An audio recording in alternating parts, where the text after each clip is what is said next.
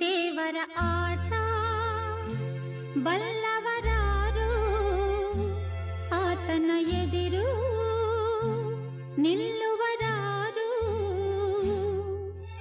ಕೇಳದೆ ಸುಖವ ತರುವ, ಹೇಳದೆ ದುಃಖವ ಕೊಡುವ, ತನ್ನ ಮನದಂತೆ ಕುಣಿಸಿ